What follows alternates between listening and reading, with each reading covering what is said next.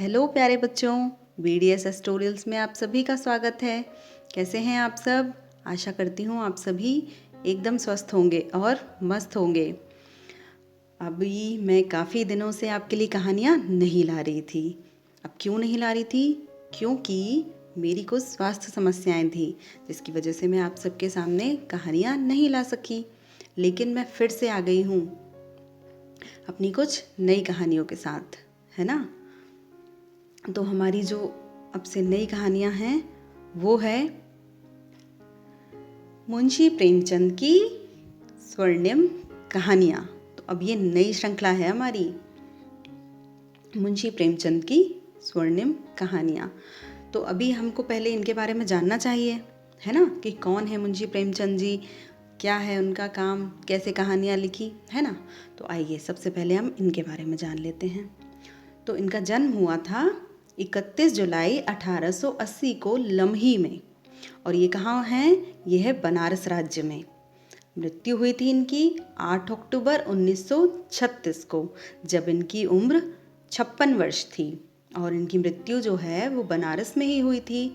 और हमारा भारत देश जो है ना, उस समय ब्रिटिश भारत था, अर्थात उस समय हम आज़ाद भारत में नहीं थे। इनका उपनाम जो है वो था प्रेमचंद नवाब राय, और इनका जो मूल नाम मतलब असली नाम, इनका असली नाम जो था धनपत राय। और ये एक उपन्यासकार थे और लघु कथाकार। इन्होंने अपने जो उपन्यास हैं और लघु कथाएं वो किस भाषा में लिखी? हिंदी भाषा और उर्दू भाषा में। ठीक है, तो अभी आपको पता चल गया कि मुंशी प्रेमचंद कौन थे, क्या थे, कहाँ जन्म हुआ। अब बढ़ते हैं इनकी कहानी की ओर। तो आज की हमारी इस श्रृंखला की पहली कहानी है ईदगाह, जो कि मुंशी प्रेमचंद द्वारा लिखी गई है। तो बढ़ते हैं कहानी की ओर। 30 दिनों के उपवास के बाद आखिर ईद का त्यौहार आ ही गया था। 30 दिनों का उपवास क्यों, कैसे? 30 दिनों का उपवास कब रखा जाता है? जब ईद का त्यौहार आने से पहले क्या होता है, 1 महीने पहले से क्या रखा जाता है?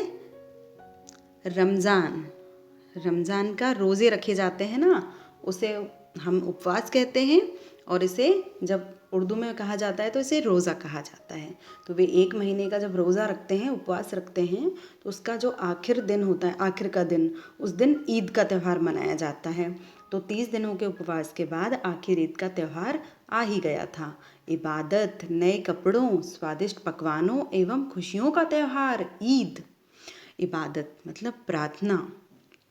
इस दिन प्रार्थनाएं की जाती, एक दूसरे को बधाइयाँ दी जाती, नए कपड़े पहने जाते और नए नए पकवान खाए जाते, एक दूसरे को गले मिलते, बधाइयाँ देते।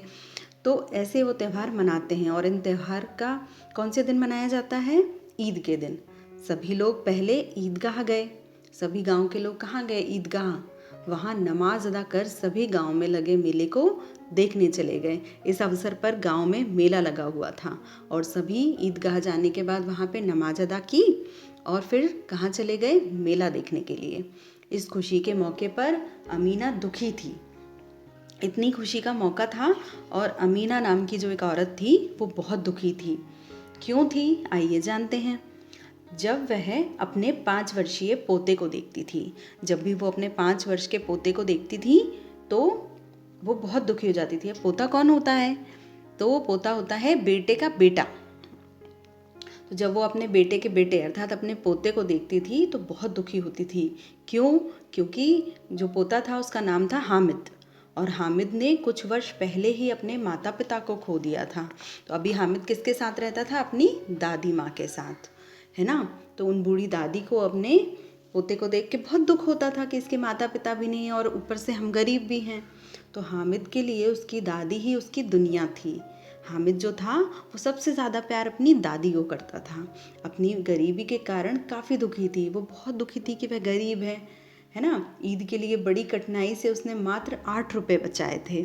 तो अमीना के पास कितने रुपए थे? मात्र 8 रुपये। अच्छा, उनको दुख क्यों हो रहा था? उनको दुख इसलिए हो रहा था क्योंकि वो अपने पोते के लिए मेले में जाने के लिए पैसे भी नहीं दे सकती थी। अब 8 रुपये थे, उसी में सब कुछ करना था।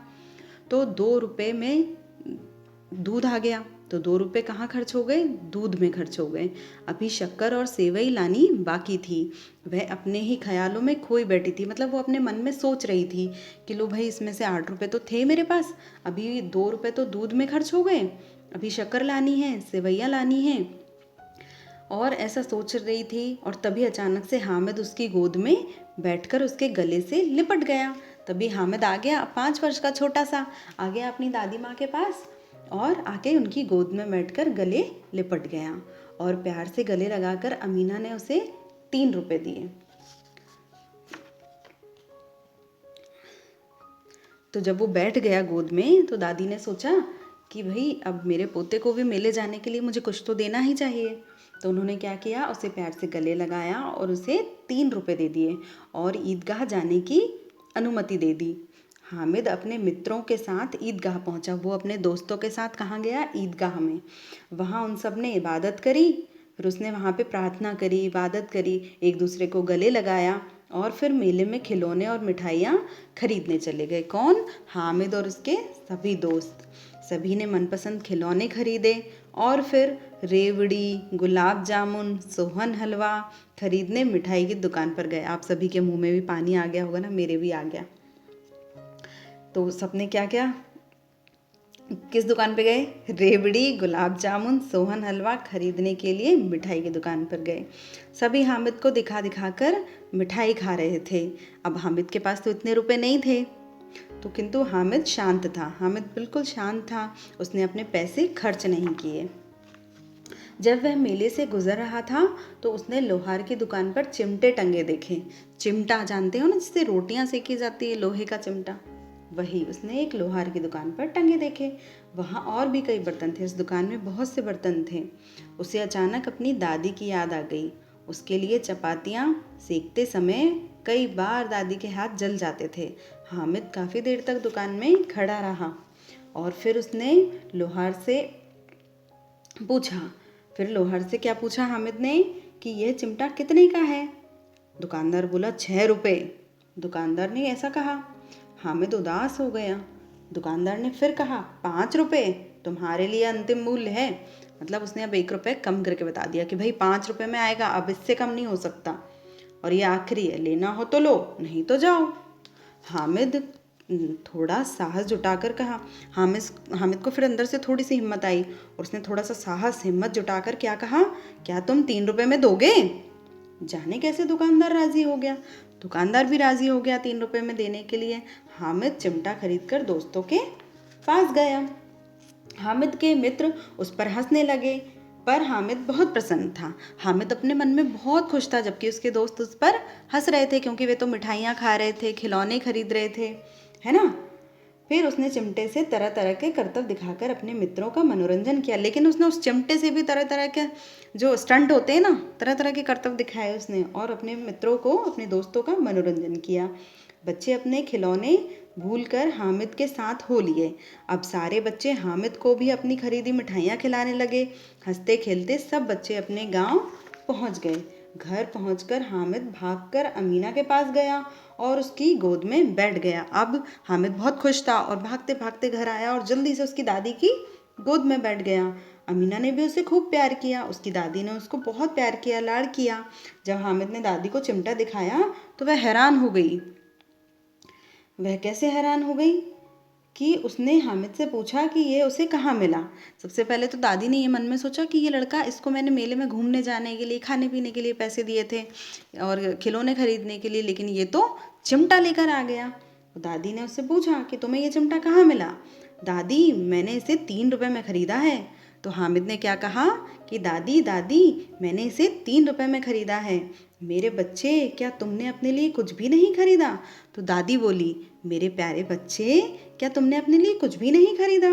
भोले हामिद ने कहा, दादी, चपाती बनाते समय तुम्हारे हाथ जल जाते थे, इसीलिए इसे मैंने तुम्हारे लिए चिमटा खरीदा है।